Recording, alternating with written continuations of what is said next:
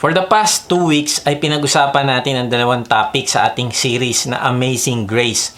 Nung part 1 ay nakita natin na sobrang amazing talaga ng grace ng Diyos dahil ito ay enough to rescue us. Kaya tayong iligtas ng Diyos kahit hindi tayo deserving. Bakit?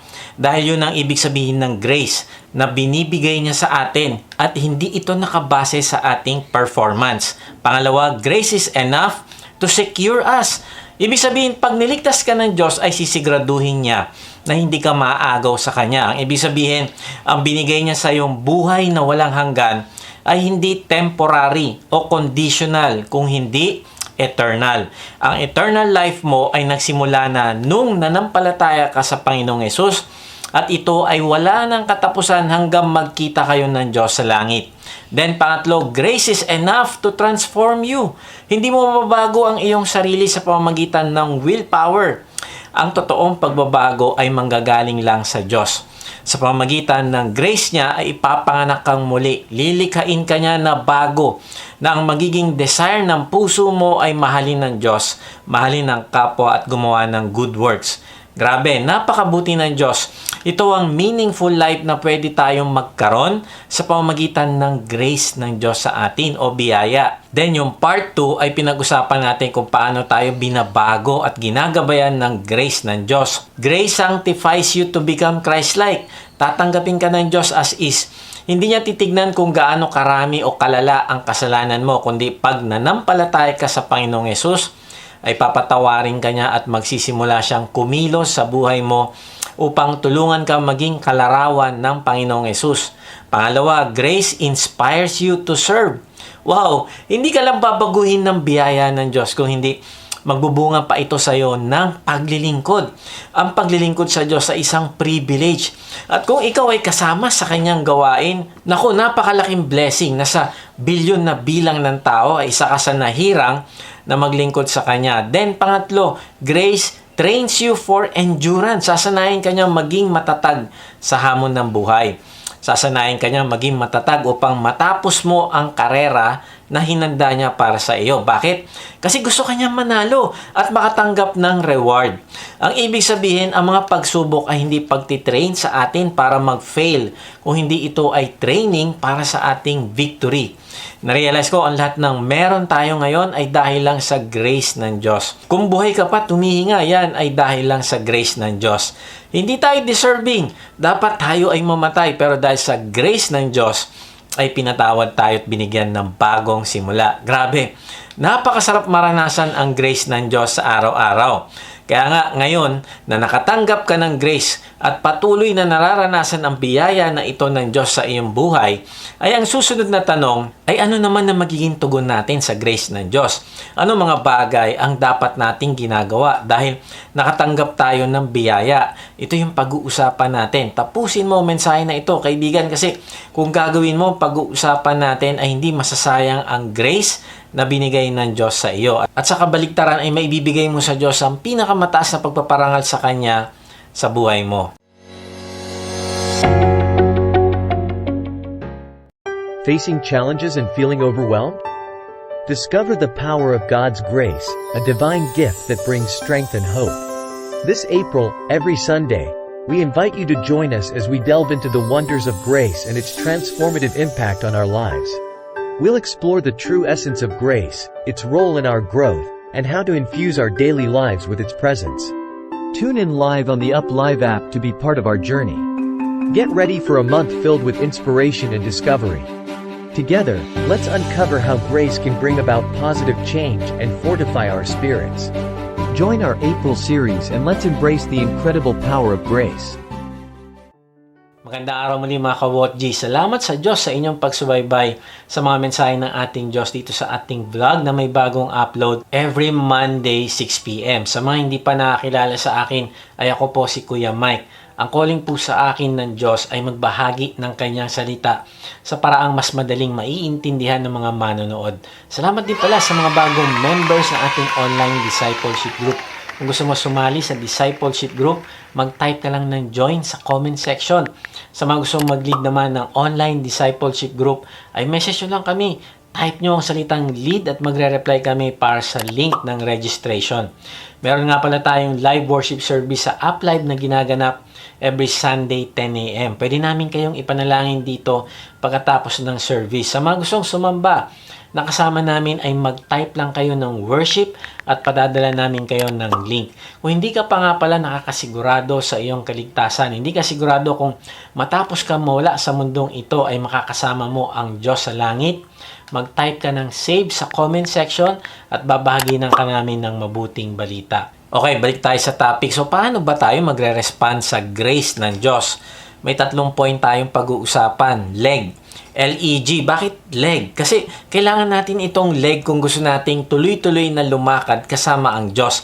Ang ibig sabihin ay tutugon tayo ng tama sa grace na binibigay niya sa atin sa araw-araw. Una, we must live in gratitude.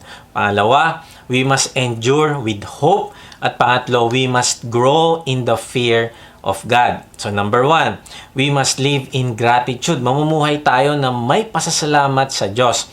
Naalala ko yung isang babae sa Bible na meron siyang dalang pabango para sa Panginoong Yesus. Basahin natin yung story niya sa Lucas 7:37-38. Sa bayang iyon ay may isang babaeng makasalanan na balitaan niyang kumakain si Jesus sa bahay ng Pariseo. Kaya't nagdala siya ng pabango nasa sisidlang alabastro. Lumapit siya sa likuran ni Jesus sa gawing paanan. Umiiyak na binasa niya ng kanyang mga luha ang mga paan ni Jesus. Pinunasan niya ng kanyang sariling buhok. Hinalikan at binuhusan ng pabango ang mga paan nito. Narealize ko na papasok pa lang ang babae na ito ay masyado na siyang emotional. Dahil finally makikita na niya ang Panginoong Jesus. At maipapakita na niya sa kanya yung kanyang pasasalamat. Ang sabi dito sa talata ay siya ay isang babaeng makasalanan. Alam mo, sa tradisyon nila noon, pag sinabing ang babae ay makasalanan, siya ay maaring isang babae na nagbebenta ng aliw. At marahil naglalaro sa isip niya, makasalanan ako, pero pinatawad ako ng Panginoong Yesus. At alam mo yung iyak niya, narealize ko ito ay iyak ng kagalakan dahil sa grace ng Panginoong Yesus sa kanya. Narealize ko na alam niya na ang Panginoong Yesus ay hindi nagpunta para sa mga matuwid, kundi para sa mga makasalanan na gustong magsisi. Kaya kung nag-aalangan ka, lumapit sa Diyos dahil makasalanan ka rin, kagaya ko. Naku kaibigan, para sa iyo at para sa ating lahat na makasalanan, kaya bumaba ang Panginoong Yesus. Tayo talaga ang pakay niya hanapin at patawarin. Ang kailangan lang niya ay yung ating pagpapakumbaba at pagtitiwala sa Kanya. Sabi sa Lucas 5:32, hindi ako naparito upang tawagin ang mga matuwid, kundi ang mga makasalanan upang sila'y magsisi. Wow!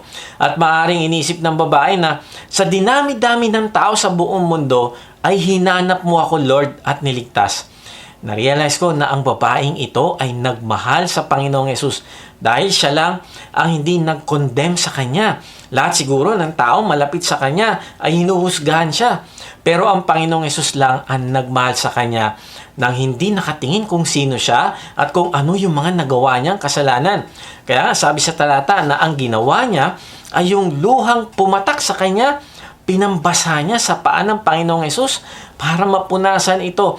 At yung kanyang buhok ay ang pinantuyo niya. At hindi lang yun, binuhusan niya pa ng pabango ang mga paa nito. Hindi niya inalintana kahit ano pa yung sasabihin ng iba. Sa isip niya, Lord, wala akong pakialam sa sasabihin ng iba. Wala akong pakialam kung i-persecute ako ng iba o husgahan nila ako. Wala akong pakialam kung sabihin nila, ipokrito ako. Pero ito talaga yung nararamdaman ko. Gusto kong paglingkuran ka. Gusto kong pasalamatan ka. Dahil pinatawad mo ako. Tinanggap mo ako. Alam mo, narealize ko, para sa mga Pariseo, ay malaking iskandalo yung ginawa ng babae. Pero para sa Panginoong Yesus, iba yung pagtingin niya rito. Nakita niya ito bilang tunay na pagmamahal sa Kanya. Kaibigan, matapos kang pakitaan ng grace ng Diyos, ano ang sinukli mo sa Kanya? Matapos kang patawarin ng Diyos at bigyan ng buhay na walang hanggan, nakita ba niya sa iyo ang tunay na pagmamahal mo sa Kanya?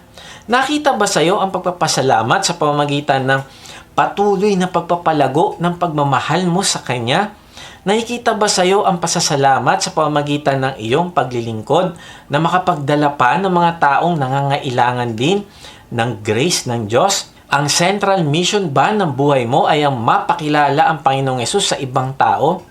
Yung babae, nakita niya na siya ay makasalanan, pero nakilala niya na ang Panginoong Hesus pala ay gracious at nagmamahal sa kanya. At naniniwala ako na nanampalataya siya sa Panginoong Hesus na siya ay Diyos, Hari at may karapatang magpatawad. Kaya sa halip na baliwalain yung ginawa ng Panginoong Hesus sa kanya, ay hinanap niya ito. Na-realize ko, ang hirap makipag-appointment sa Panginoong Hesus nung panahon na iyon. Ang hirap niya rin siguro hanapin dahil busy-busy ito sa paglilingkod sa mga tao sa iba't ibang lugar. Pero itong babae, ito talagang hindi siya tumigil hanapin. At nung nagkaroon siya ng pagkakataon, ay talagang sinunggaban niya ito at walang makakapigil sa kanya nung panahon na iyon. Alam mo, sa ginawa niya, hindi siya nahiya, hindi siya nag-excuse. Ang hirap namang hanapin ng Diyos sa buhay ko, ang hirap naman siyang mahalin, parang ang layo niya. Hindi. Ang ginawa niya, hinanap niya ang Panginoong Hesus at naging intentional siya. Bakit? Para magpasalamat.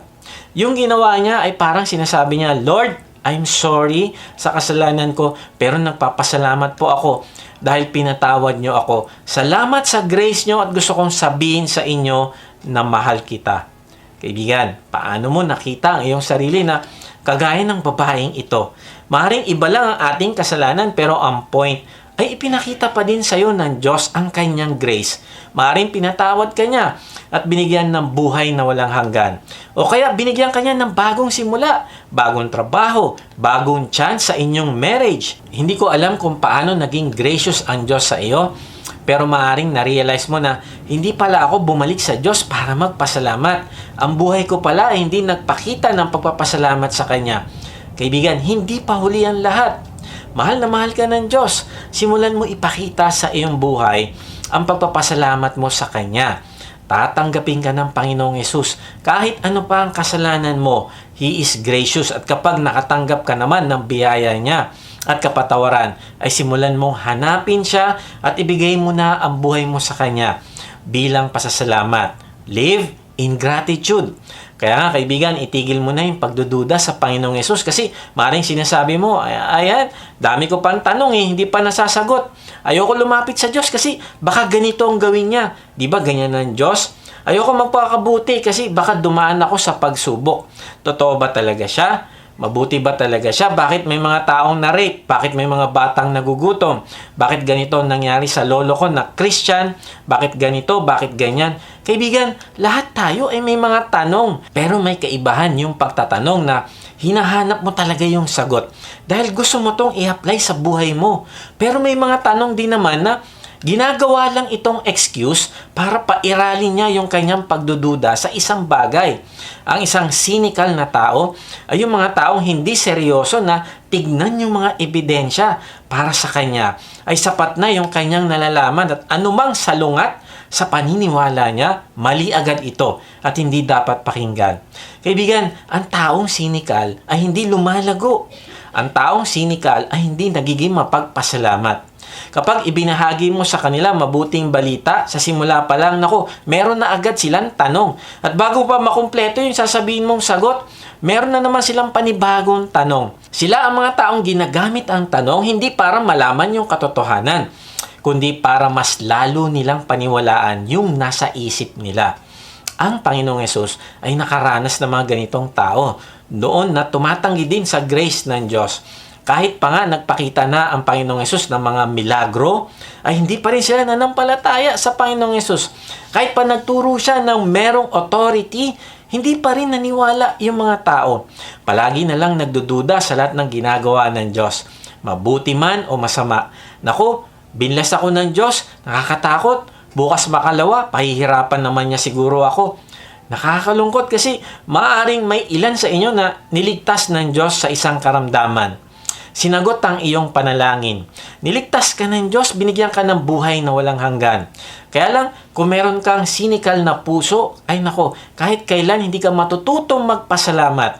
Kasi mabubuhay ka sa pagdududa.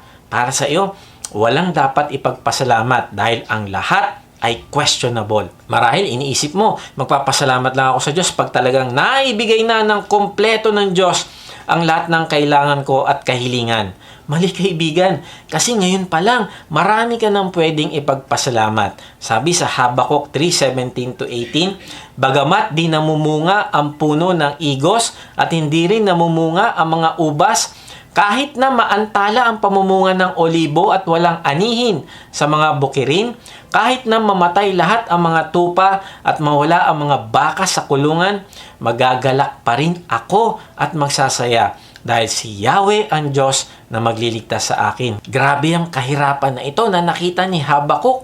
Hindi na mamumunga ang mga puno ng igos, ubas at olibo, at kahit pa nga daw walang anihin ng kanilang bukid at maaring mamatay o mawala ang kanilang mga alagang hayop, ay hindi natinag si Habakuk. Ang ibig sabihin ay mawawalan sila ng pagkain para sa kanyang pamilya at mawawalan din sila ng pangkabuhayan. Pero hindi ito naging dahilan para hindi magpasalamat si Habakuk sa Diyos. Bakit? Kasi alam niya ang kapangyarihan ng Diyos ay hindi nababawasan dahil sa mga trials ng buhay. Minsan inisip natin kung talagang makapangyarihan ng Diyos, bakit ako dumadaan sa kahirapan? Na-realize ko, alam ni Habakuk na mali ang ganong attitude. Parang sinasabi niya sa Diyos na, Lord, naniniwala ako na ikaw ay makapangyarihang Diyos. Ang dahilan kaya kami nasa ganitong sitwasyon ay dahil sa consequence ng aming pagtalikod sa iyo. Deserve namin ito pero patuloy pa din ako magpupuri sa iyo. Patuloy pa din ako magagalak sa iyo kahit anong mangyari. Instead na magtampo sa Diyos, ay sabi niya, magagalak pa rin ako at magsasaya. Dahil si Yahweh ang Diyos na magliligtas sa akin. Na-realize ko, ang joy ni Habakuk wala sa pagkain. Ang joy ni Habakuk wala sa trabaho. Ang joy ni Habakuk wala sa ari-arian niya. Ang joy niya ay wala rin sa sirkumstansya ng buhay, kundi ang joy niya ay nasa Diyos na hindi nagbabago, na nagmamahal sa Kanya. Ang joy niya ay nasa katotohanan na mas malaki ang Diyos kaysa sa problema niya. Kaya nga, sabi niya, kahit mawala ang aking pangkabuhayan at hindi kami umani, ay magagalak pa rin ako. Walang panganib ang makakapagpatinag sa akin. Magagalak pa din ako at magsasaya. Bakit? Kasi nananampalataya siya na ang Diyos ang magliligtas sa kanya. Bagamat hindi pa nangyayari ang pagliligtas sa kanya, nagpapasalamat na siya in advance. Dahil alam niya, hindi siya iiwan ng Diyos. Alam niya na hindi magsisinungaling ang Diyos. Alam niya na ang Diyos ay tapat.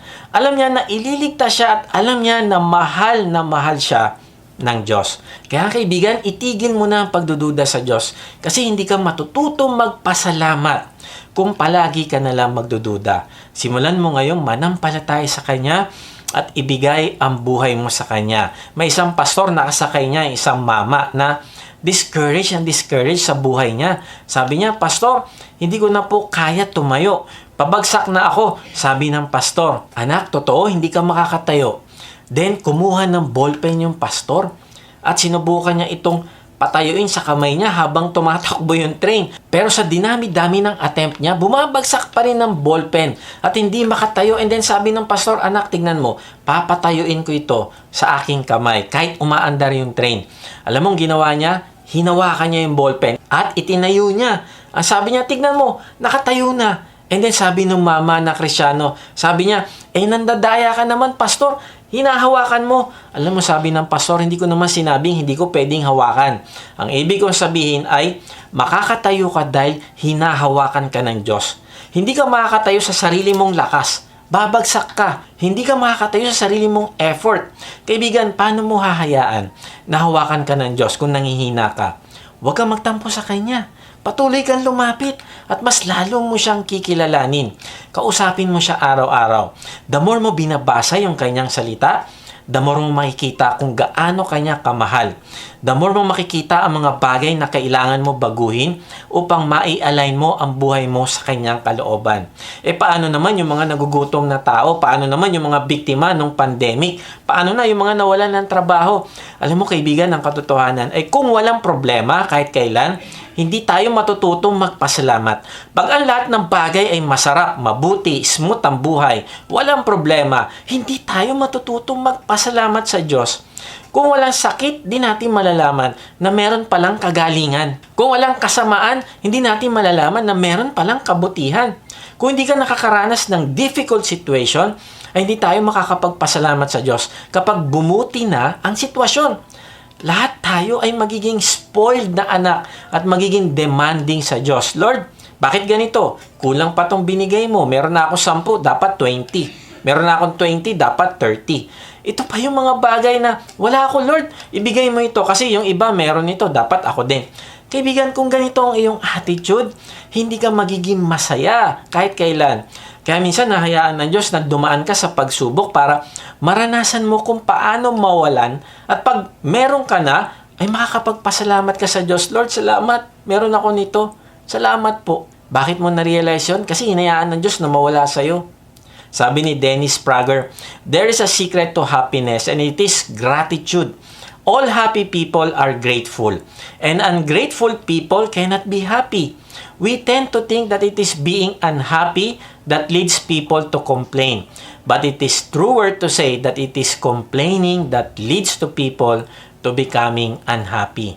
Become grateful and you will become a much happier person. Kaibigan, malungkot ka ba ngayon? Nakakaramdam ka ba ng kalungkutan? O maring hindi mo na-appreciate yung grace ng Diyos sa buhay mo?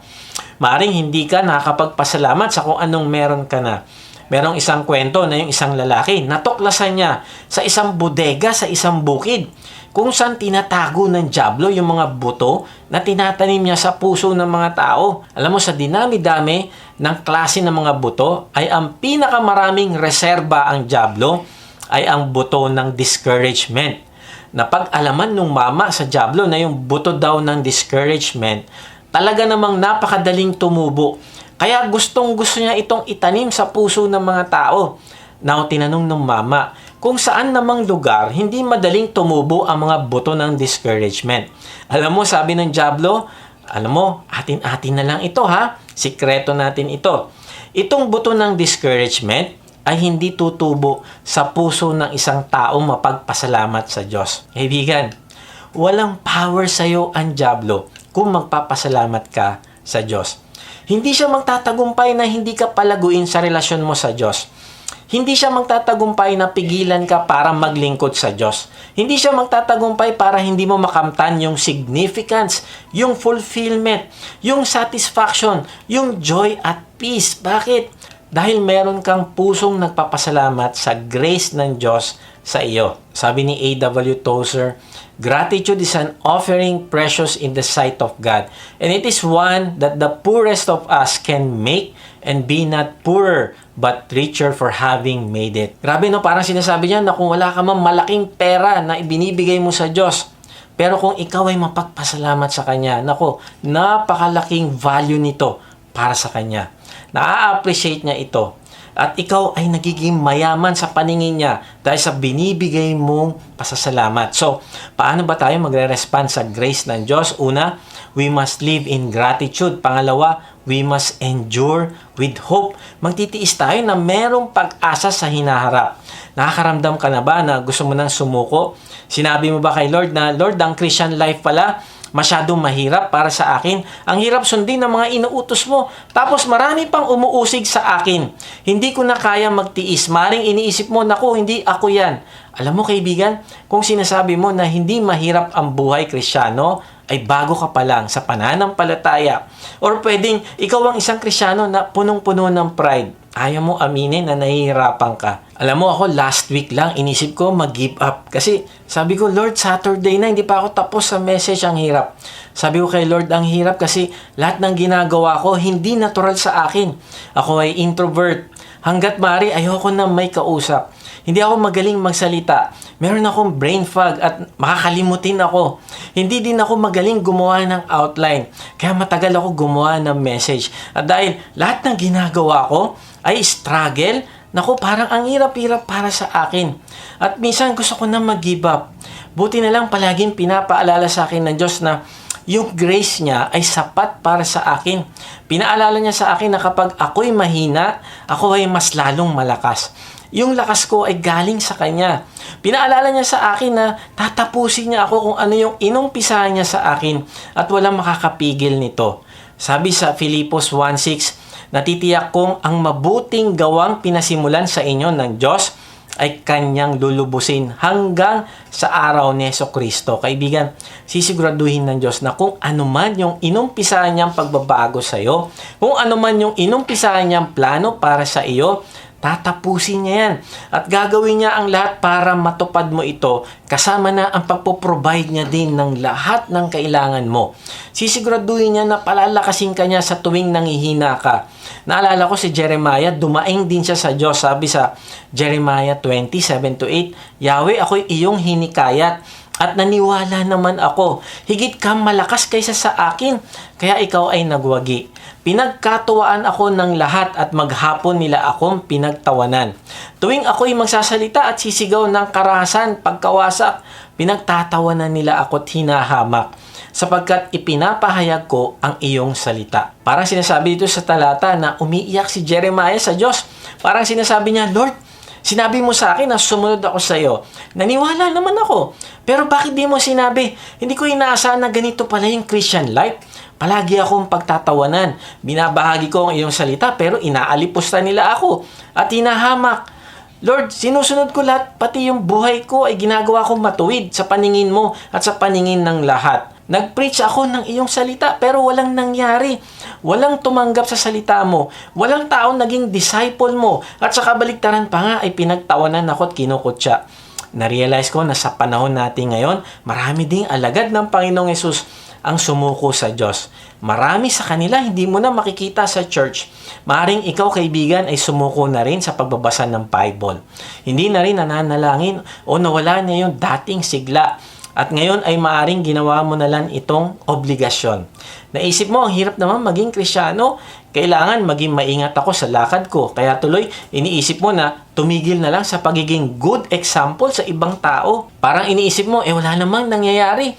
Di din naman sila lumalapit sa Diyos. Kaya siguro naman, pwede na ako mag-compromise ngayon. O kaya naman, maaaring sinukuan mo na ang pagbabahagi ng mabuting balita. At maaaring ikaw din, kaibigan, ay nag-iisip-isip na tumigil na sa paghahanap at pagkilala sa Diyos. O kaya tumigil na sa paglilingkod sa Kanya kasi naapektuhan ang time mo sa trabaho at iba pang bagay at feeling mo hindi ito convenient para sa iyo. O kaya ikaw yung taong sumusubok gawin ng isang bagay para sa Diyos. Ginawa mo ito for 1 month, 2 months, 6 months, tapos walang nangyari. Pinanghinaan ka na agad ng loob at gusto mo na sumuko. Kaibigan, balik ka sa krus. Alalahanin mo ang ginawa ng Panginoong Yesus para sa iyo. Alalahanin mo yung disappointment din niya sa atin na mga makasalanan na tao. Pero hindi ito naging dahilan para sukuan niya tayo. Kaya huwag kang susuko para sa Diyos. Narealize ko na kung nangyari ang panghihina kay Jeremiah, ay maaari din itong mangyari sa atin. Kaya kung gusto natin mag-respond ng tama sa grace ng Diyos, ay magtitiis tayo. Ipapaalala natin sa ating sarili na meron tayong hope sa future. Na-realize ko maraming reward ang hinanda ng Diyos para sa mga alagad niya na mag-overcome sa mga trials dito sa lupa. Ano-ano yung mga yon? Tingnan natin ng mabilis. Una, bibigyan kanya ng karapatang kumain sa Tree of Life. Sabi sa Pahayag 2:7, ang lahat ng mga may pandinig ay makinig sa sinasabi ng Espiritu sa mga iglesia. Sa magtatagumpay ay ibibigay ko ang karapatang kumain ng bunga ng punong kahoy ng buhay na nasa paraiso ng Diyos. Pangalawa, hindi ka masasaktan na ikalawang kamatayan. Sabi sa Pahayag 2:11, ang lahat ng may pandinig ay makinig sa sinasabi ng Espiritu sa mga iglesia. Ang magtatagumpay ay hindi masasaktan ng pangalawang kamatayan. And then pangatlo, bibigyan kanya ng tinapay na galing sa langit at puting bato. Sabi sa Pahayag 2:17, ang lahat ng may pandinig ay makinig sa sinasabi ng Espiritu sa mga iglesia. Ang magtatagumpay ay bibigyan ko ng nakatagong pagkain. Bibigyan ko rin siya ng batong puti na kinasusulatan ng isang bagong pangalan na walang sino mang nakakaalam maliban sa tatanggap nyon. Ang ibig sabihin, kahit tiniis nila na hindi mag-participate sa pagkain na hinahandog sa mga Diyos-Diyosan, ay bibigyan naman sila ng Diyos ng tunay na pagkain na galing sa Diyos. At hindi lang yon, bibigyan pa sila ng puting bato noong araw. Ang mga atleta, binibigyan nito, nilalagay yung mga pangalan nila dito. Ito yung kanilang ticket para makapasok sa awarding celebration. Parang sinasabi ng Diyos na ikaw ay gagantimpalaan niya at hindi mawawalan ng saysay ang iyong paghihirap. Pang-apat, pamamahalain ka ng mga bansa ng Diyos. Sabi sa Pahayag 2:26, sa magtatagumpay at tutupad ng pinapagawa ko hanggang wakas, ibibigay ko sa kanya ang pamamahala sa mga bansa. Panglima, ikaw ay dadamitan ng puti at hindi kahit kailanman tatanggalin sa aklat ng buhay. Sabi din sa Pahayag 3:5, ang magtatagumpay ay dadamitan ng puti at hindi ko kailanman buburahin sa aklat ng buhay ang kanyang pangalan. Kikilalanin ko siya sa harap ng aking Ama at ng kanyang mga anghel. Pang-anim, gagawin kang haligi ng templo ng Diyos at isusulat niya sa iyo ang kanyang pangalan. Sabi sa Pahayag 3:12, ang magtatagumpay ay gagawin kong isang haligi sa templo ng aking Diyos at hindi na siya lalabas doon. Isusulat ko sa kanya ang pangalan ng aking Diyos at ang pangalan ng kanyang lungsod.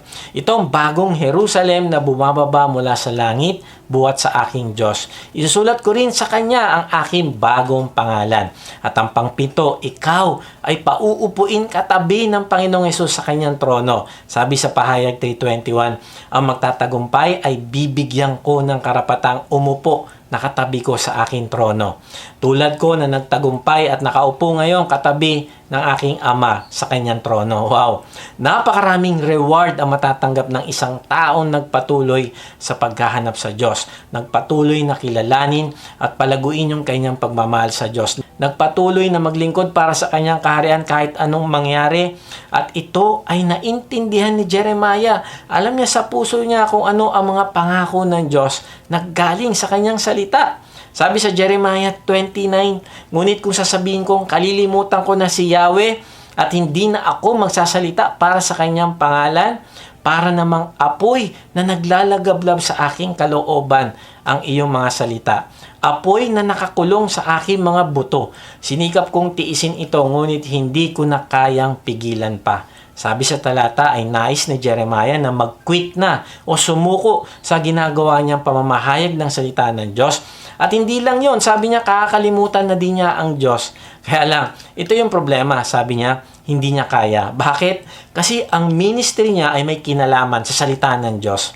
Kaibigan, wala nang mas makapangyarihang ministry o trabaho ang hihigit pa sa kapangyarihan ng salita ng Diyos na ibabahagi mo. Bakit? Kasi kaya nitong magbago at magligtas ng tao. Wala itong katumbas na pera o kayamanan dito sa lupa. Naalala ko sabi ni Pablo sa mga taga-Roma 1:16, hindi ko ikinahihiya ang magandang balita sapagkat ito ang kapangyarihan ng Diyos para sa kaligtasan ng bawat sumasampalataya. Unay sa mga Hudyo at gayon din sa mga Griego. Kaibigan, para kay Pablo ay walang makakapigil sa kanya para ibahagi ang mabuting balita. Bakit? Dahil ito ang kapangyarihan ng Diyos para sa ikaliligtas ng tao. At si Jeremiah, alam niya na hindi siya pwedeng tumigil sa ministry na ito. Kaya tanungin mo ito sa sarili kung alam mo na may kapangyarihan ng salita ng Diyos, ang gospel na makapagligtas ng tao, ay gaano ka kadesidido,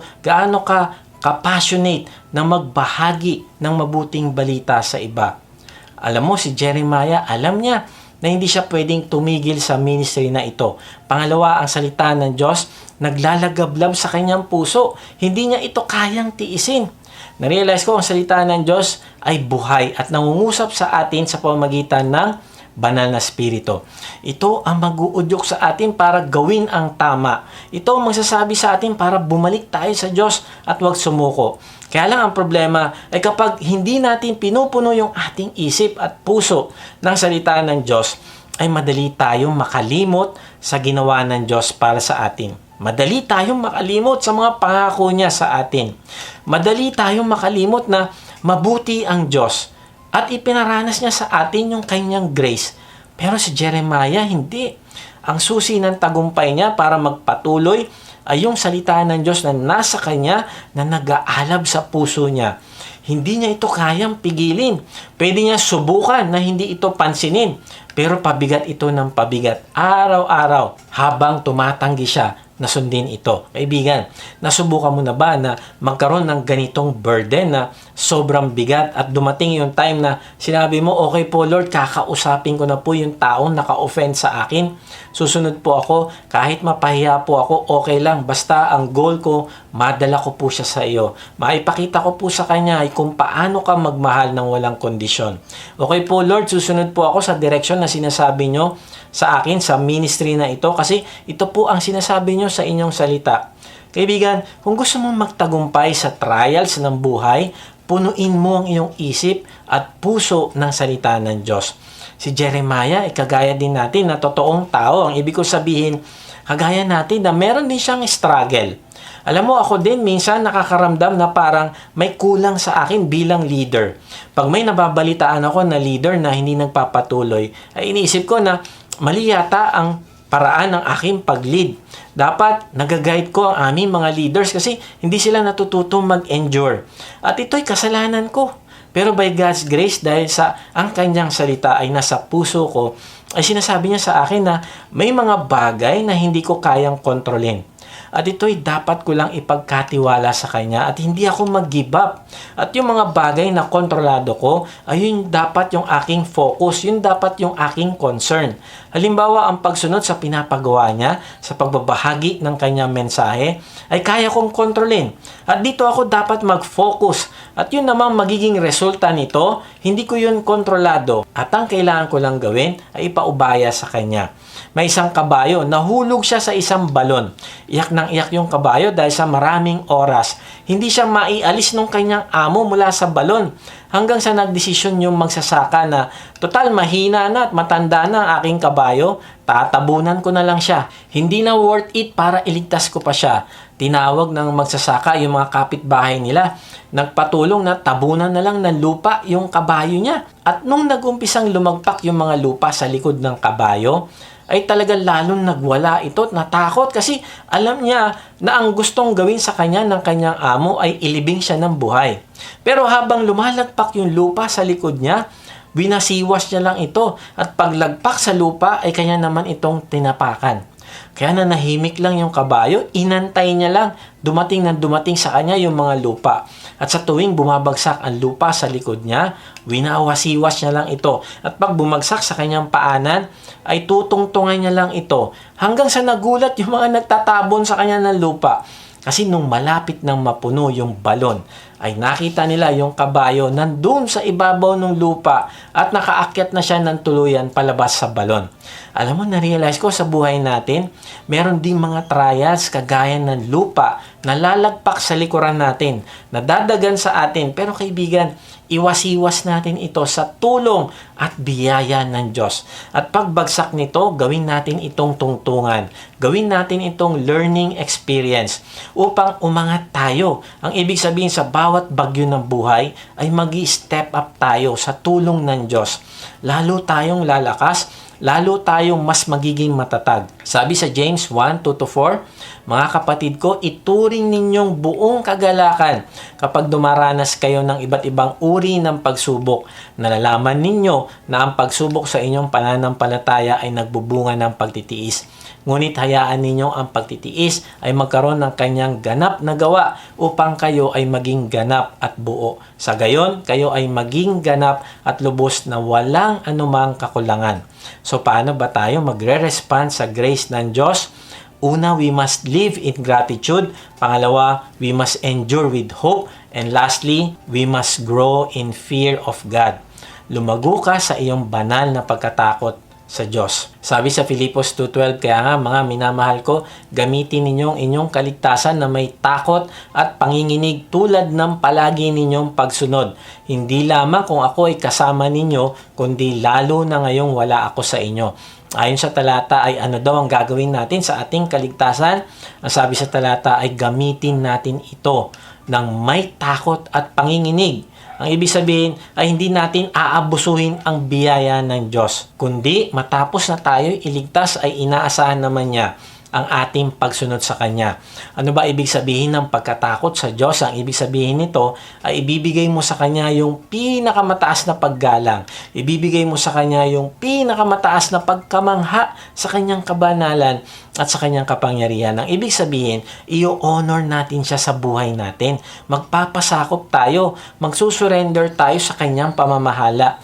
Alam mo, noong naranasan ng mga Israelita ang presensya ng Diyos, ay talaga namang nanginig sila sa takot. Sabi sa Exodus 19:16, kinaumagahan ng ikatlong araw ay kumulog at kumidlat. Ang bundok ay nabalot ng makapal na ulap at narinig ang isang malakas na tunog ng trompeta. Nanginig sa takot ang lahat ng tao sa buong kampo. Then, sabi pa sa Exodus 20:18-19, nanginig sa takot ang mga Israelita nang marinig nila ang dagundong ng kulog at tunog ng trompeta at makita ang kidlat at ang usok sa bundok. Nanatili sila nakatayo sa malayo. Nang lumapit sa kanila si Moises, sinabi nila, "Ikaw ang magsalita sa amin at makikinig kami. Wag na ang Diyos at baka kami mamatay." Grabe, ini-imagine ko ito na baka kung ako ang makasaksi ng ganitong malakas na kulog at tunog ng trompeta mula sa Diyos, ay matatakot talaga ako. Pero ano yung point? Ang Diyos ay hindi tao na kagaya natin. Kaya marapat lang na ibigay natin sa Kanya yung ating pinakamataas na paggalang.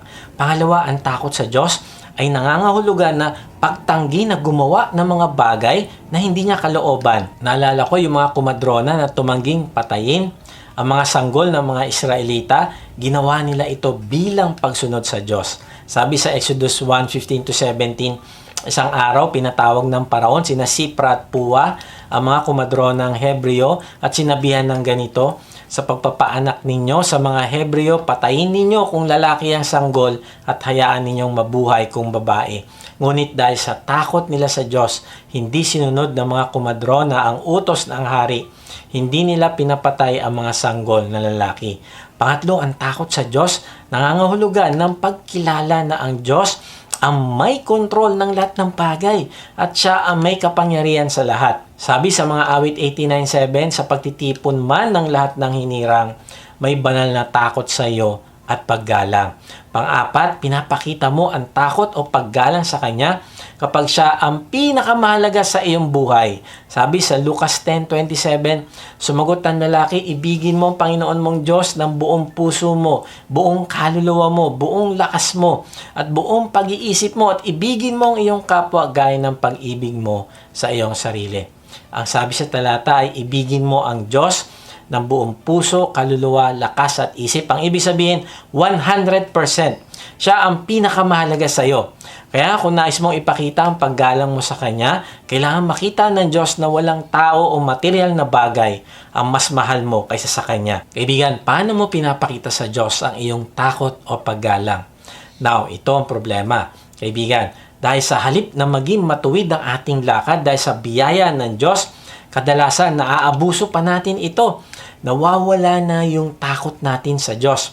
May nagsabi, we must never get so comfortable with our holy God that we forget the important part of our relationship. He was, is, and always be in control. Wow, kaibigan, hindi ka pwedeng magmalaki sa Diyos. Siya ang may kontrol ng lahat ng bagay. Kung meron ka mang katatakutan, ay ang Diyos yun. At hindi ang iyong boss o iyong asawa o iyong anak o iyong magulang o kung sino man na mas pinahahalagahan mo. Kapag alam mo na ang pinapagawa nila sa iyo ay hindi kalooban ng Diyos, hindi mo kailangan matakot. Ang sundin mo ay ang Diyos. Kaibigan, alalahanin mo ito. Ang Diyos ay Diyos at tayo ay hindi Diyos. Kasi pag nakalimutan natin ito, iisipin natin na kahit ano na lang gawin natin, okay lang sa Diyos. Matutuwa siya kasi He is loving and gracious. Close kami ng Diyos, body-body kami ng Diyos. Saka naglilingkod ako sa Kanya, kaya hindi na niya papansinin ang aking mga kasalanan. Mali, kaibigan, huwag mo kalimutan na siya ay banal na Diyos. Kaya ang pagkatakot sa Kanya ay isang healthy na bagay. Hindi ito masama. Ang pagkatakot sa Diyos ang magliligtas sa iyo para gumawa ng mga bagay na hindi niya kalooban. Ang pagkatakot sa Diyos ang magliligtas sa iyo para pumasok sa isang gulo na mahirap labasan. Kaya nga kung alam mo na kasama mo siya at nakatingin siya sa'yo, marapat lang na palagi mo piliin ang tama. May isang pastor na naimbitahan mag-speak sa isang conference malayo sa kanyang bayan. Matapos siyang magsalita ay bumalik na siya sa kanyang hotel. Nang pasakay na siya sa elevator ay may sumabay na dalawang magagandang babae at tinanong niya ito kung saang floor sila. Pero nasak siya dahil ang sagot nila ay kung saang floor daw siya ay doon daw sila. At alam niya na ang ibig sabihin ng mga babaeng ito ay sasama sila sa kanyang kwarto at siya ay aaliwin ng mga babae. Alam mo yung pastor, sabi niya na nung umaandar paakyat ang elevator ay hindi niya inisip kung ano ang mangyayari sa kanyang marriage. Hindi niya inisip kung paano maapektuhan yung kanyang anak. Hindi din niya inisip kung ano magiging pinsala nito sa kanyang ministry kapag pinatulan niya ang dalawang babae. Pero ang tanging nasa isip lang niya nung panahon na yon, yung talata na Galatians 6:7. Ang sabi doon, huwag ninyong linlangin ng inyong sarili. Ang Diyos ay hindi madadaya ni numan. Kung anong itinanim ng tao, yun din ang kanyang aanihin. Naisip niya na ayaw niya magtanim ng isang bagay na aanin ng consequence sa buhay niya. Kaya sabi niya sa mga babae, hindi pwede. Hindi ko ito gagawin. At pagkapasok niya sa kanyang kwarto, nanginginig siya sa takot dahil muntik na siyang matukso. Now, bakit kaya ang pastor na ito ay hindi pinatulan ang tukso sa kanya? Kasi meron siyang takot sa Diyos. Alam niya na nakikita siya ng Diyos. Alam niya na hindi niya pwedeng linlangin ang Diyos. Sabi sa mga Hebreo 12:5-7, nalimutan na ba ninyo ang panawagan ng Diyos sa inyo bilang mga anak niya? Mga salitang nagpapalakas ng loob. Anak ko, huwag mong baliwalain ang pagtutuwid ng Panginoon at huwag kang panghinaan ng loob kapag ikaw ay dinidisiplina niya. Sapagkat dinidisiplina ng Panginoon ang mga minamahal niya at pinapalo ang itinuturing niyang anak. Tiisin ninyo ang lahat ng hirap tulad sa pagtutuwid ng isang ama dahil ito'y nagpapakilalang kayo'y tinanggap ng Diyos bilang tunay niyang mga anak. Sinong anak ang hindi dinidisiplina ng kanyang ama? Kaibigan, mahal ka ng Diyos at dahil sa ikaw ay anak niya, ay didisiplinahin ka niya upang ikaw ay maituwid. Narealize ko na ang madisiplina ng Diyos ay isang seryosong bagay. Tignan natin yung halimbawa sa church sa Corinth na itinatag ni Pablo. Ang mga mananampalataya dito ay nagkaroon ng mga pagtatalo, dibisyon, may mga kaso ng immoral behavior, may hindi pagkakasunduan sa doktrina, may mga instances na sila ay nagdedemandahan sa bawat isa. At kahit na nga sa mismong pag-alala sa Panginoong Hesus sa Lord's Supper, ay meron pa ding concern si Pablo sa kanila. Basahin natin yung sulat niya sa 1 Corinthians 11:20-22. Kaya sa inyong pagtitipon, hindi banal na hapunan ng Panginoon ang kinakain ninyo. Sapagkat ang bawat isa sa inyo ay nagmamadali sa pagkain ng kanyang sariling pagkain. Kaya't nagugutom ang iba at ang iba na may nalalasing. Wala ba kayong sariling bahay upang doon kumain at uminom? Hindi ba ninyo pinapahalagahan ng iglesia ng Diyos at hinihiya ninyo ang mahihirap? Ano ang gagawin ko ngayon? Pupurihin ko ba kayo dahil sa bagay na iyon? Hinding-hindi ko gagawin yon. And then sabi niya pa sa susunod na talata, ang sino mang kumakain ng tinapay at umiinom sa kopa ng Panginoon sa paraang di nararapat ay nagkakasala sa katawan at dugo ng Panginoon. Kaya't dapat siyasatin ng tao ang kanyang sarili bago siya kumain ng tinapay at uminom sa kopa. Sapagkat ang sino mang kumakain at umiinom ng hindi kinikilala ang kahalagahan ng katawan ng Panginoon ay kumakain at umiinom ng kahatulan laban sa kanyang sarili. Iyan ang dahilan kung bakit mahihina at masasakitin ang marami sa inyo at may ilan ngang namatay na. Kung sisiyasatin natin ang ating sarili, hindi tayo hahatulan ng Panginoon. Ngunit hinahatulan tayo ng Panginoon dahil itinutuwid niya tayo upang hindi tayo maparusahang kasama ng sanlibutan.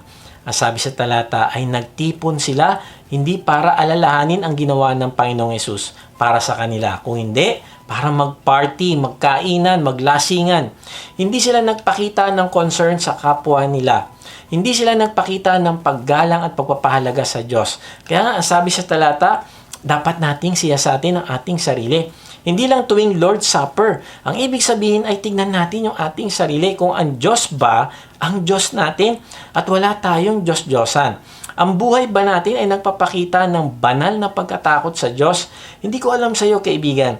Pero ako, ayoko maranasan ang disiplina ng Diyos hanggat maaari. Ang sabi sa talata ay yung kasalanan nila ang naging dahilan kung bakit sila hinatulan ng Diyos.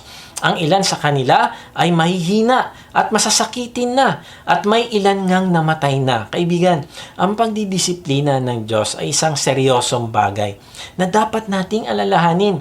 Narealize ko na hindi na natin kailangan pagdaanan ito at hindi din ito gusto ng Diyos para sa atin.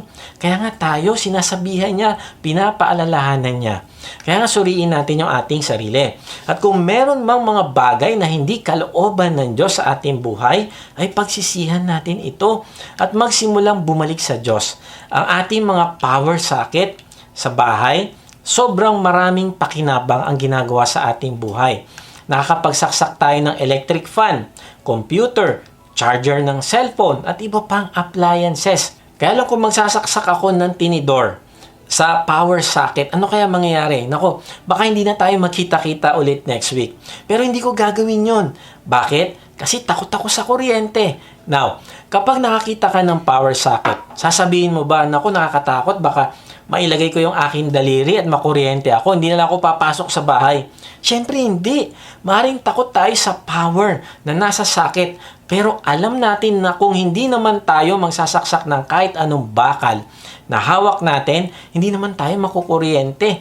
Sa halip, ang nasa isip natin ay ang pakinabang nito sa atin. Gusto natin ang power na ito sa ating buhay. In fact, pag walang kuryente, nagrereklamo tayo. Now, ganun din ng Diyos. May power siya at may takot ako sa Kanya. Ayokong gumawa ng bagay na magiging dahilan para madisiplina niya ako. Ayokong ilagay ang daliri ko sa sakit para makuryente ako. Pero sa araw-araw ay hindi yun ang pangunahing nasa isip ko. Ang nasa isip ko ay ang makausap ko siya. Marinig ko yung sasabihin niya sa akin. Masunod ko siya sa aking buhay. Dahil napakabuti niyang Diyos. Gustong-gusto ko siyang kasama at kausap. Gustong-gusto ko magpasalamat sa grace niya sa akin. Nakakalungkot kasi minsan sinusubukan natin ang grace ng Diyos. Tignan ko nga kung hanggang saan ang pasensya ng Diyos. O kaya inisip natin na okay lang naman, wala naman nangyari sa akin nung ginawa kong isang kasalanan. Kaibigan, tandaan mo ito, you reap what you sow. Kung anong tinanim mo, yun din aanihin mo. Maring napaka-gracious ng Diyos dahil hindi mo naranasan ang consequence sa ngayon, pero wag mo abusuhin ito, kaibigan. May isang babae ang nanalangin at tinanong niya kung sino ang Diyos.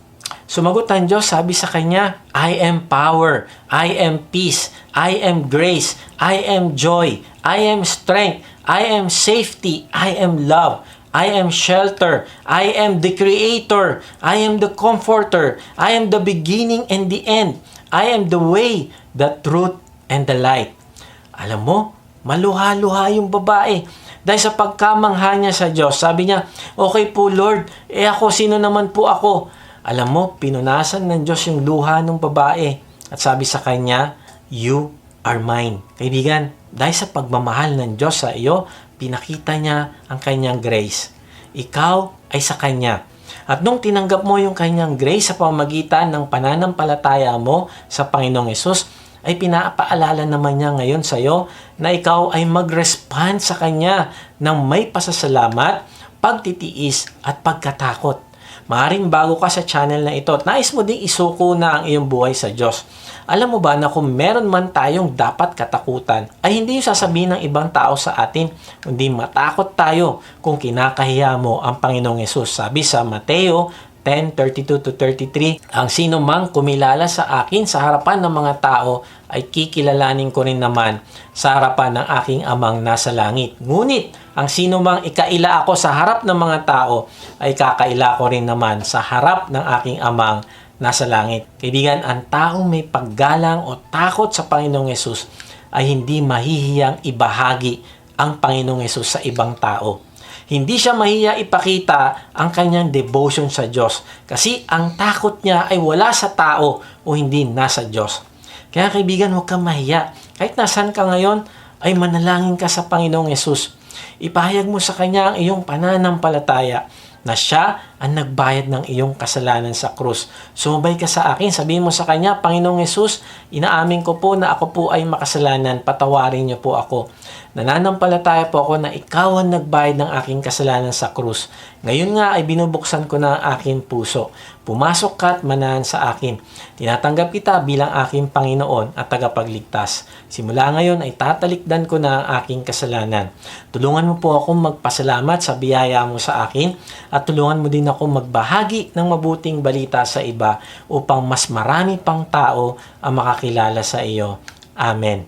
Kung sumabay ka sa panalangin natin bilang pananampalataya at pagtanggap mo sa Panginoong Yesus, ay mag-iwan ka sa comment section ng salitang accept para makilala ka namin at masama sa aming panalangin para sa iyong paglagong spiritual. Kung na-bless ka naman sa message na ito, ay inaanya kitang mag-subscribe sa aking YouTube channel upang ma-notify ka pag may bago na kaming video. Ibahagi mo din ang mensahe na ito sa iba ng mga nanghihina, nangangamba sa buhay at nasa kapigatian upang ma-encourage sila na lumapit sa Diyos na nagmamahal sa atin. Gusto mo namang mas makilala pa ang Diyos, ay sumama ka lang sa aming online discipleship group.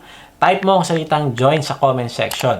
Kung napapanood mo naman ito sa Facebook, ay click mo lang yung send message at type mo doon ang salitang join at may magre-reply sa iyo para sa link ng registration form. Salamat nga pala sa mga nagsusupport sa ating ministry at kung gusto mong maging partner sa ministry na ito, na magamit ka ng Diyos sa pagpapalaganap pa ng kanyang salita at pagtulong sa mga nangangailangan, ay inaanyahan kita mag-support financially sa ating gawain. Meron tayong link ng donation page sa baba ng description. Pag hindi nyo nakita ang link, ay mag-type lang kayo ng partner sa comment section at papadala namin kayo ng link. Sa ating pagtatapos, ay iwan ko ito sa iyo. Sabi ni Francis Chan, we should be so joyful from God's grace that others would respond by saying, I wish I had your God. Kaibigan, napakabuti ng Diyos. Ang grace niya ay sobra-sobra para sa ating mga kasalanan. Kaya ang marapat lang na response natin ay magsaya. To the point na pag nakita tayo ng mga tao, sasabihin nila, kapatid, may problema ka na nga, ay meron ka pa ding joy. Gusto kong makilala ang Diyos mo. So, paano ba tayo magre-respond sa grace ng Diyos? Una, we must live in gratitude. Matuto tayong magpasalamat sa kahit na anong sitwasyon natin sa buhay. Pangalawa, we must endure with hope. Kaibigan, parte na ng buhay natin ang problema.